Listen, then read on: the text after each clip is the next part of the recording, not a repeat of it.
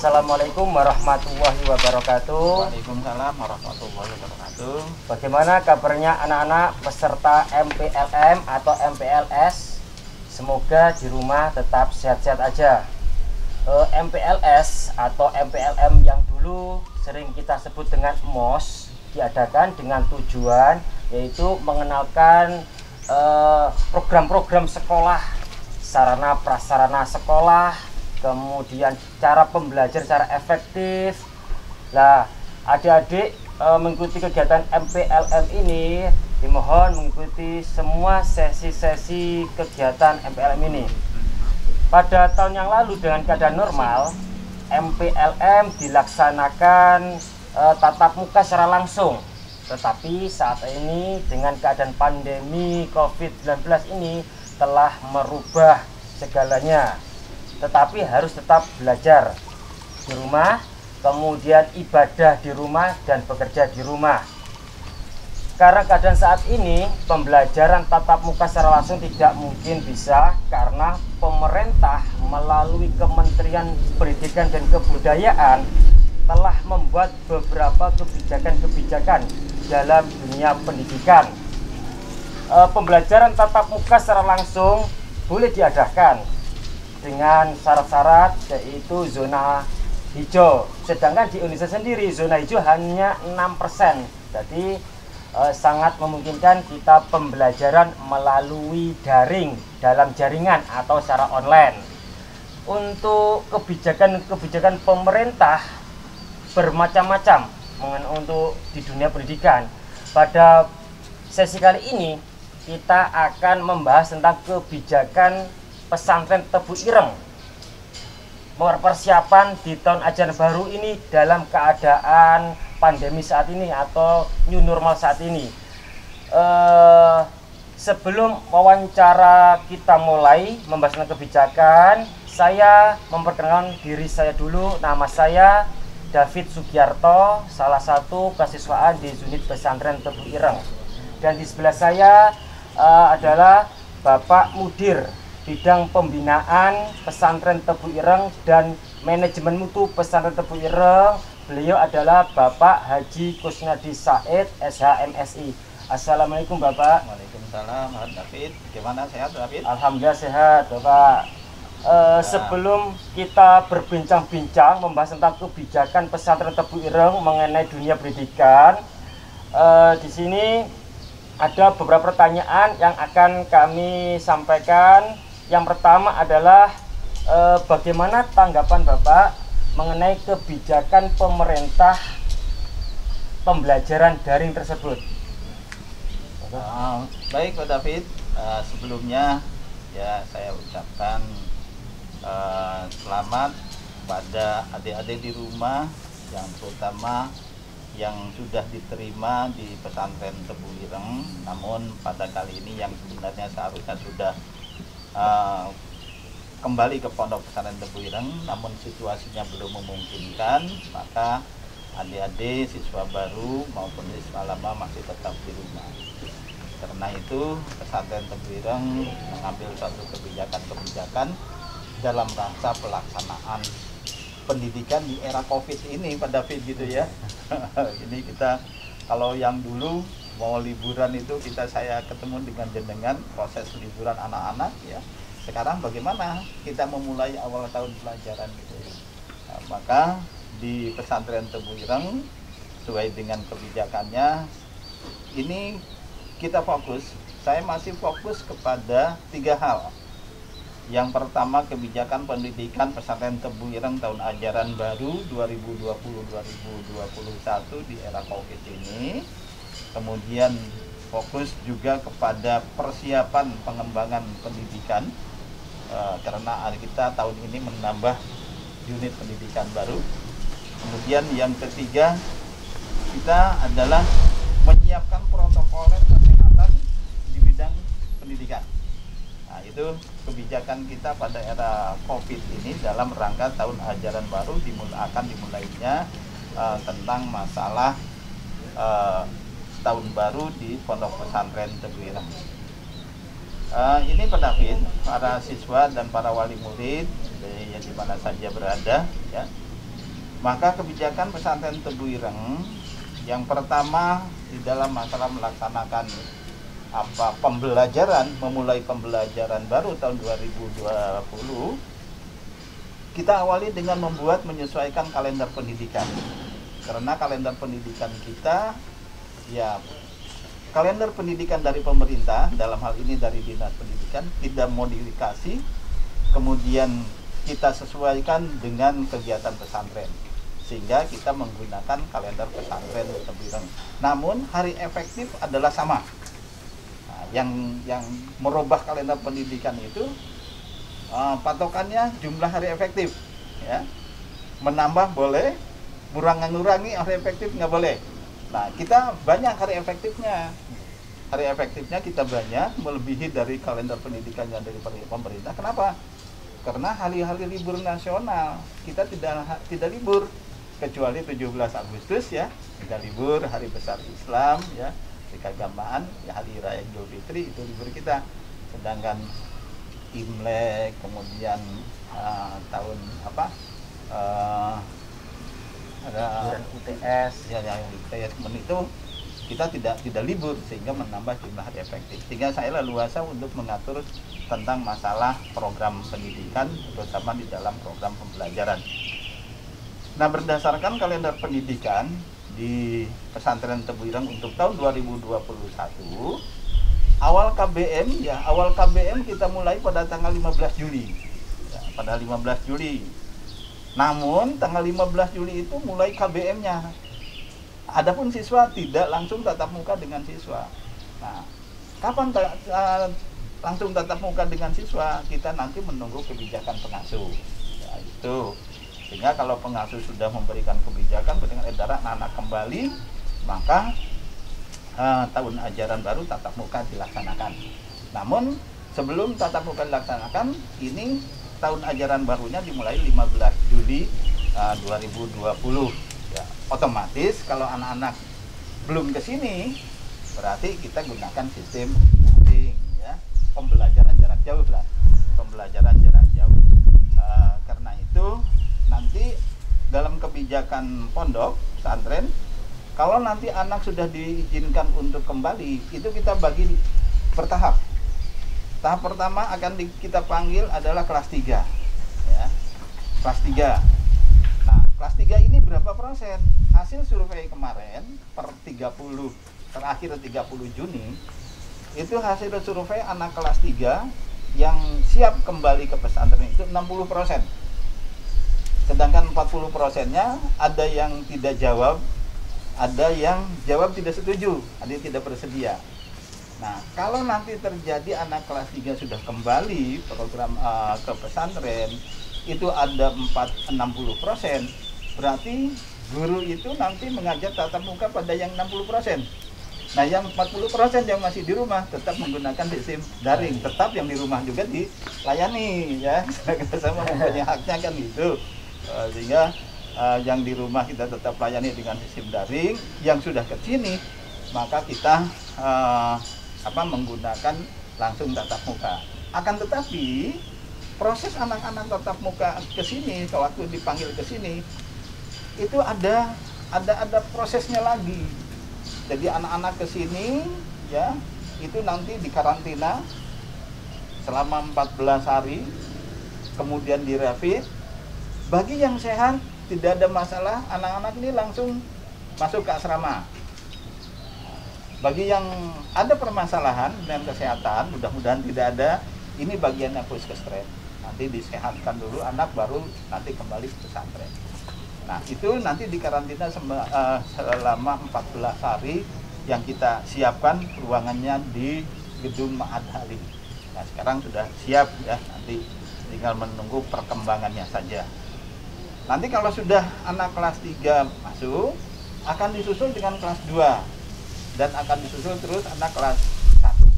Saya perkirakan kalau toh nanti misal kalau misalkan bulan Juli ini ada yang masuk, diperkirakan nanti bulan awal September baru masuk ke sini semua. Kalau suasananya memungkinkan, ya. Kalau suasananya tidak memungkinkan, merah terus apalagi hitam. Ya, kita karena apa? kita harus menyelamatkan kesehatan anak-anak, kesehatan guru-guru dan semuanya gitu. Terima kasih. Ya, itu Pak David. Berarti untuk pesantren Tebu Ireng salah satu kebijakan yang diambil adalah yang pertama kalender pendidikan itu dikolaborasi dari pemerintah, dikolaborasi dengan kalender pendidikan di pesantren. Yang paling penting acuannya itu adalah hari efektifnya, kayak gitu nggih. Dan kegiatan belajar mengajar akan dimulai tanggal 15 Juli. Itu. Terus kapan santri itu masuk, menunggu informasi berikutnya. Yang jelas kedatangan santri nanti akan datang bertahap. Nah gitu. Kemudian dikarantina selama 14 hari, kemudian dilakukan rapid test. Setelah rapid test nanti ada tindak lanjutnya. Selanjutnya kemudian baru menginjak ke proses berikutnya. Itu. Begini Bapak, untuk pertanyaan berikutnya yaitu bagaimana rencana pesantren Tebu Ireng mengelola pembelajaran daring bagi santri kelas 10? Baik Pak David. Jadi di pesantren ini ya pada umumnya khususnya di Tebu Ireng, pembelajaran di era Covid ini berbeda gitu dengan sekolah-sekolah di luar pesantren. Kenapa? Kalau di luar pesantren itu pembelajaran itu ada pembelajaran jarak jauh itu sudah otomatis langsung anak-anak semuanya di rumahnya masing-masing. Tapi pesantren nanti ada anak yang sudah dipanggil ke sini untuk masuk. Tapi ada sebagian mungkin orang tuanya belum mengizinkan karena situasi dan kondisi dan sebagainya, masih di rumah. Nah, sebab itu di pesantren di Tebu Ireng kita membuat solusi, membuat opsi. Jadi nanti guru-guru itu melaksanakan program, kalau ada siswa yang sudah ke sini, ada santri yang ke sini, ya yang jelas anak kelas 3, maka yang kelas 3 itu yang hasil survei 60% itu langsung mengikuti tatap muka setelah dia dikarantina. Nah, sekarang sisanya yang masih di rumah tetap kita layani dengan menggunakan pembelajaran jarak jauh. Sehingga guru kelas 3, guru yang ada waktu itu ada dua versi. Jadi ada guru mempersiapkan pembelajaran tatap muka, guru harus menyiapkan juga untuk pembelajaran daring di rumah. Nah, waktunya bagaimana? Itu nanti wakil kurikulum yang ngatur bagaimana itu ya untuk pelaksanaannya.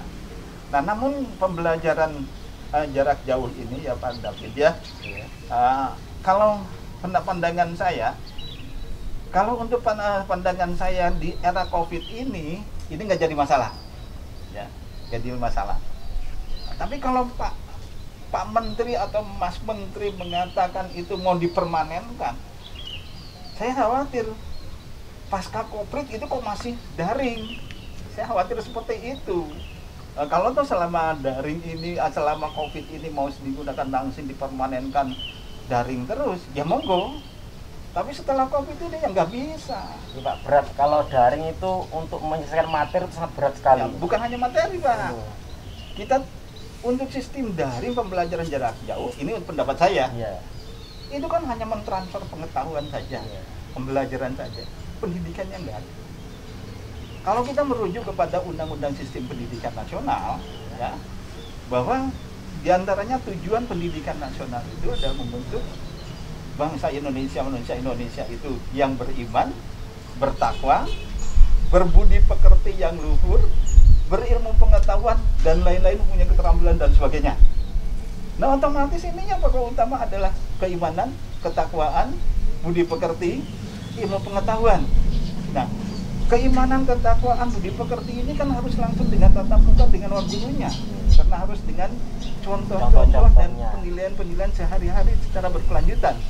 Sedangkan untuk pengetahuan seperti daring ini bisa saja tanpa pembelajaran guru juga bisa, tinggal buka YouTube saja, nanti pelajarannya apa tinggal lihat di situ tanpa guru kan jadi masalah, ya.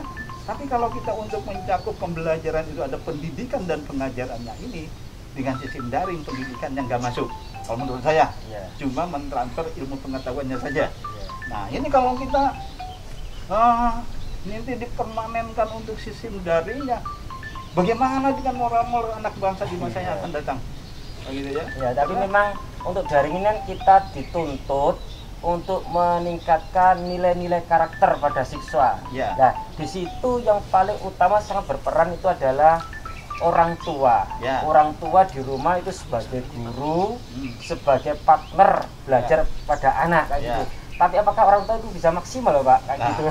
betul Pak David. Untuk pendidikan karakter, akhlak, moral juga peran orang tua ya juga Iya. sangat dominan. Iya. Tapi orang tua selama pandemi dia ada kesempatan, ada waktu selalu menunggui anaknya. Iya. Sedangkan jenengan bayangkan, kalau anaknya itu misalkan 4, Iya. 3 sudah sekolah semuanya. Ada yang di TK, ada yang di SD, ada SMP, atau ada yang di SD, ada SMP, SMA, ya. Iya. Orang tua harus menyesuaikan dengan anak-anak tiga-tiganya ini bagaimana untuk mengarahkannya gitu kan.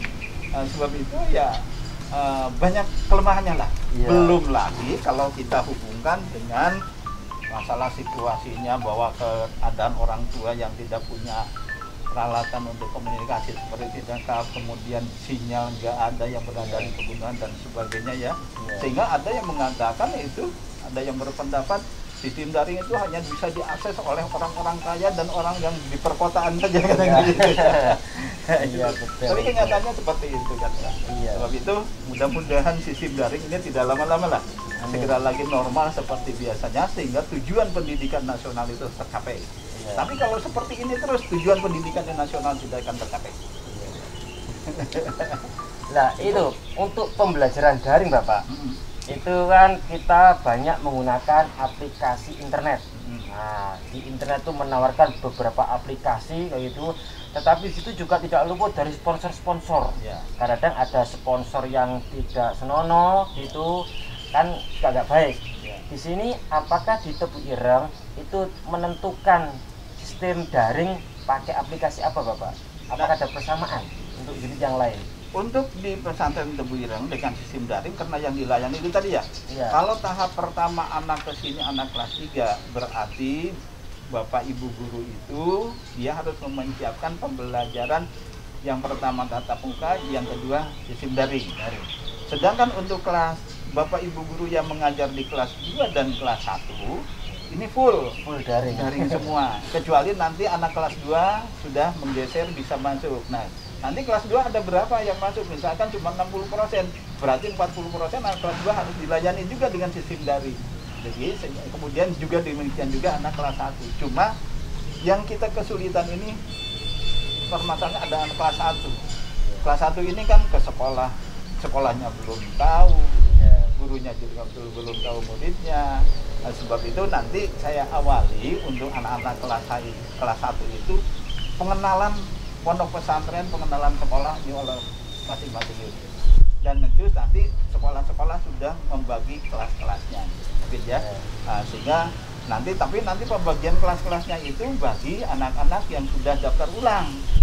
Nah, tapi bagi anak-anak yang berdasarkan yang tidak diterima, saya khawatir kemudian tidak jadi ke sini, ya. Akhirnya kita menghambat proses administrasi kita. Jadi sehingga seperti itu. Nah, kemudian pelaksanaannya sudah saya sampaikan kebijakan saya kepada kepala sekolah, ambil disamakan semua unit itu sama. Kalau model apa gitu ya? Model classroom. Classroom. Ya maka silahkan. Mana yang lebih mudah dilaksanakan. Ya, itu supaya seragam semua unit. Kemudian pelaksanaannya, Bapak Ibu guru tidak melaksanakan di rumah tapi di sekolah. Yang di rumah biar anaknya saja. Jadi saya wajibkan bahwa guru ketika melaksanakan program daring itu dilaksanakannya di sekolah, sehingga yang di rumah cukup anak-anak saja. Saya khawatir nanti dan kalau program segalanya, kalau dilaksanakan di rumah, anaknya di rumah, kemudian bapak atau ibu gurunya baru bangun, kemudian langsung memberi pelajaran, apalagi mohon maaf ini Pak David ya, masih dasteran pakaian kayak begini, pakai kaos singlet, wah ini nanti makan tidak mendidik pada karakter anak. Makanya kalau di sekolah nanti saya sudah perintahkan kepada kepala sekolah, di sekolah itu harus ada tim IT yang mendampingi guru itu. Nanti kalau ada guru misalkan ada yang kurang begitu paham, segera dibetulkan oleh tim IT-nya. Nah, sehingga pelaksanaannya bisa jalan.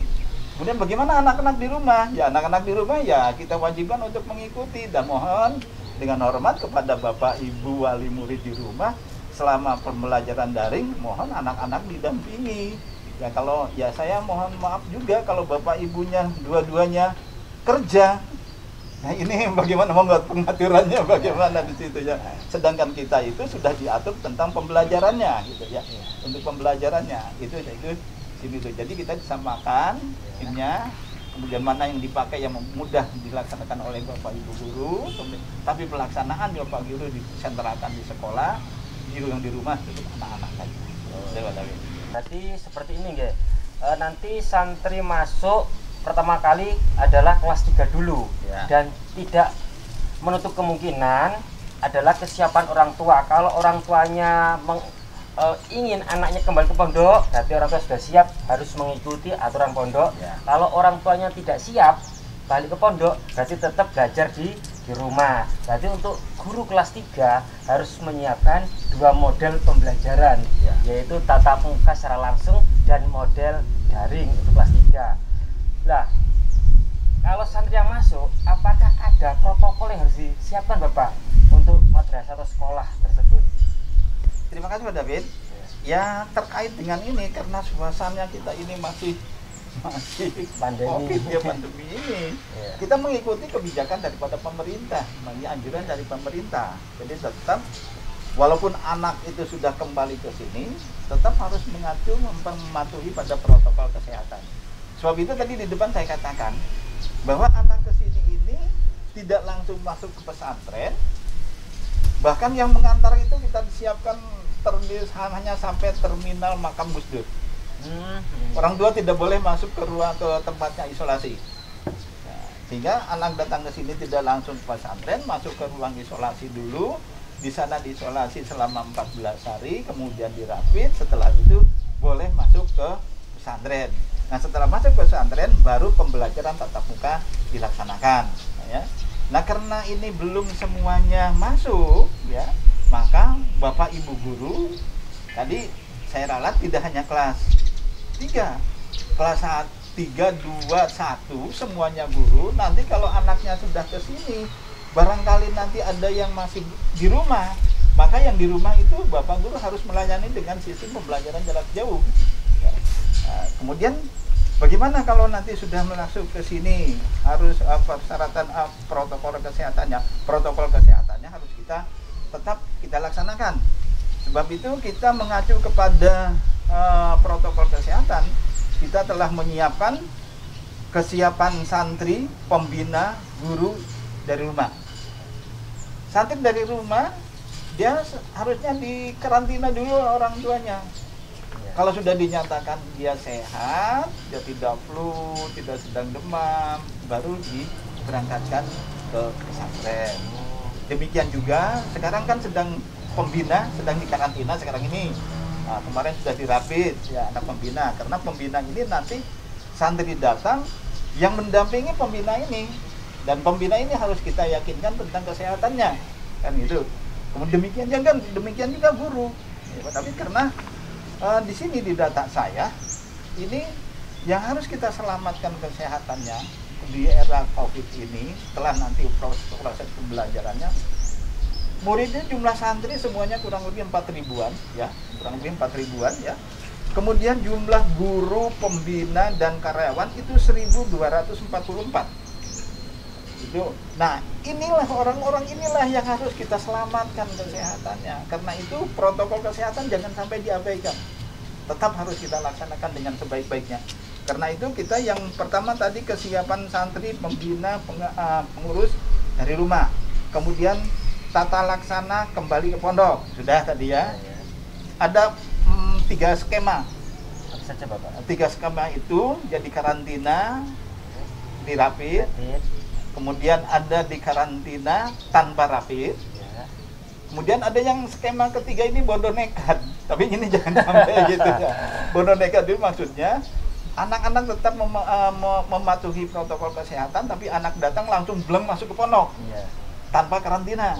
Ya. Tapi ini tidak akan kita lakukan. Ya. Tapi akan kita lakukan skema A. Ya. Insya Allah itu yang kita lakukan nanti. Kemudian tata laksana kegiatan sekolah sudah kita atur. Tata laksanaan kegiatan beribadah sudah kita atur. Tata laksanaan tata boga, jasa boga. Ya. Jadi yang masak menyiapkan bahan makannya anak itu, santri itu sudah kita atur sedemikian rupa mengacu pada protokol kesehatan. Sehingga yang memasak itu mungkin gantinya ya harus dikarantina. Yang biasanya dia tiap keadaan normal dia setelah masak pulang ke rumahnya pagi datang, ini enggak, tidak boleh keluar ya selama masak di situ. Makanya nanti akan dibagi dua shift atau 3 shift.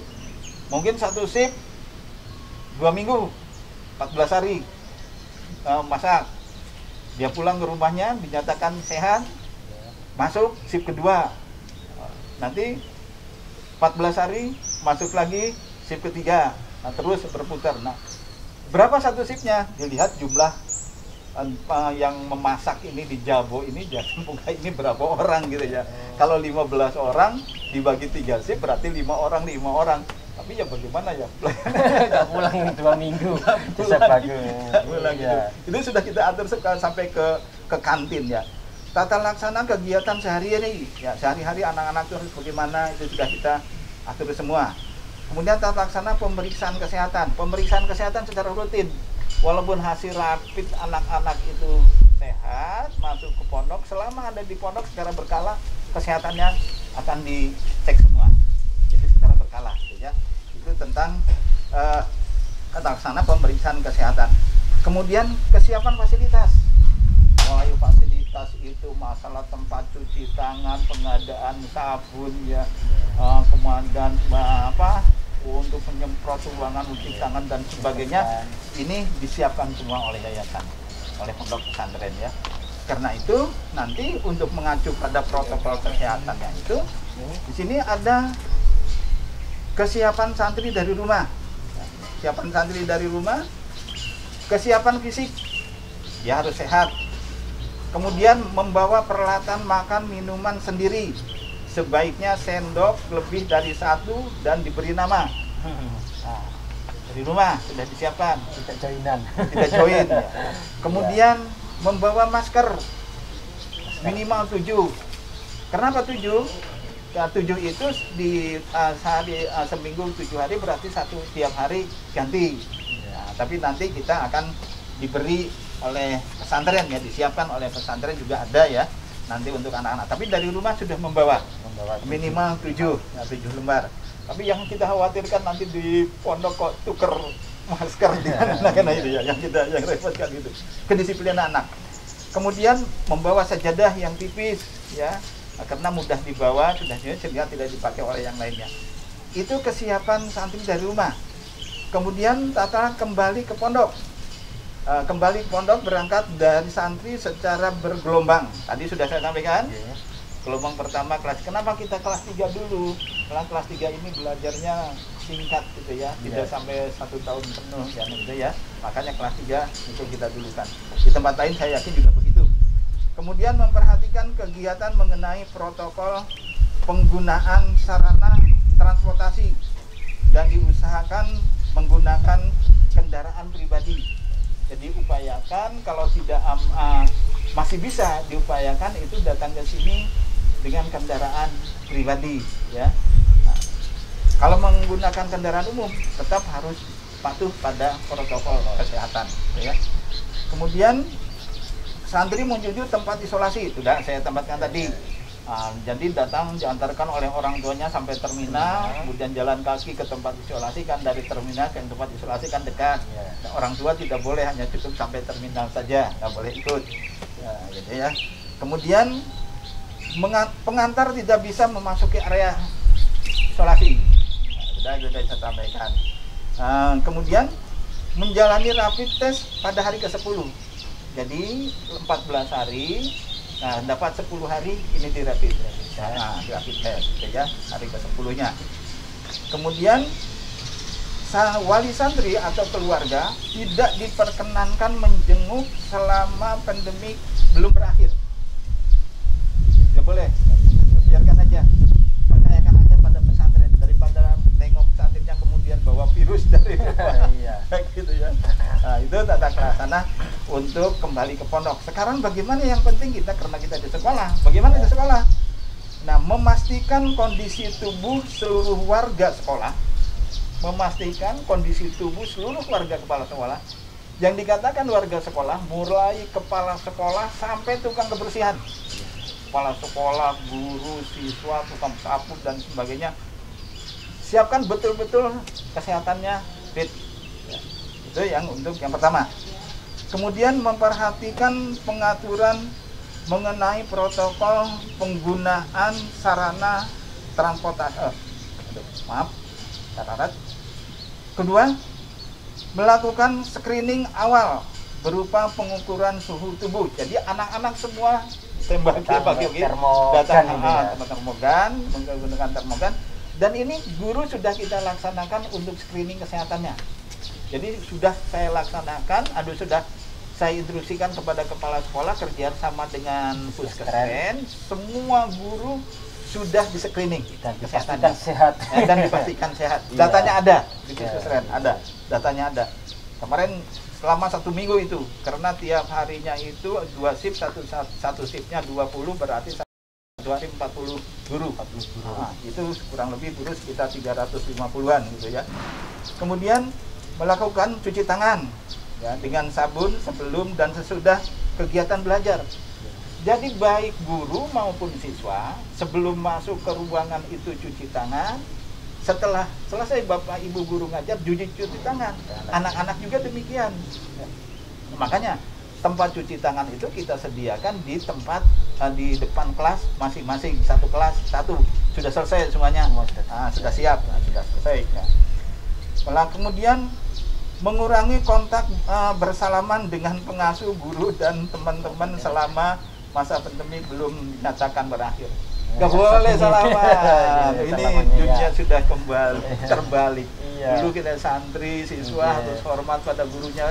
Kalau jenengan belajar adabul ta'lim itu jelas itu ya. Harus hormat dengan pengasuh, apalagi dengan pengasuhnya, dengan gurunya, dengan sesama temannya. Sekarang dilarang. Cukup memberikan hormat saja ya kepada guru, pada pengasuh dan juga dengan teman-temannya. Menjaga jarak. Ini sudah saya ukur, Pak. Jadi kemarin seminggu yang lalu saya langsung terjun sendiri di SMA ini. Di SMA ini saya dengan tukang kebersihannya. Coba jenengan isi satu ruangan ini 25. Setelah 25 saya evaluasi terlalu mepet. Katanya isi 20. Hanya begitu diisi 20 itu hampir 1,5 meter jaraknya antara satu ini. Jadi kita nanti akan menerapkan kalau sudah mau tatap muka satu kelas itu diisi 20 siswa. Nah bagaimana Pak? Kalau kejadian misalkan jumlah anak kelas 3 itu satu kelasnya misalkan ada 4 kelas, tiap kelas 30. Iya. Sedangkan satu kelas diatur 20, sisa 10. 4 kelas sisanya 40. Ya. Berarti kita membuka kelas baru 2. Ya. Yang tadinya 4 kelas menjadi 6 kelas. Nah, itu. Ada kelasnya ada karena kelas 1 dan kelas 2 belum masuk. Iya. Nah, itu gampang. Bisa diatur ya untuk fasilitasnya. Wah, kan jarang-jarang kantuk tuh ngopi jenengan iki. Saya. Nggih. Dengan setting ini kontrolasi. Pada saat tertentu memane tidak ada khutbah atau apa Gusti. Nanti bisa keluar sendiri, Pak. Kontrol V-nya tuh fardu tuh. Iya, terdownload sendiri yang gitu. Tinggal percaya agak. Barangkali ada keyword untuk membuka yang di save tadi. Passwordnya apa? Kalau tadi kan password menyimpan ini. Allahumma inni astaudatullah wa ta'allumu wa yu'allimu.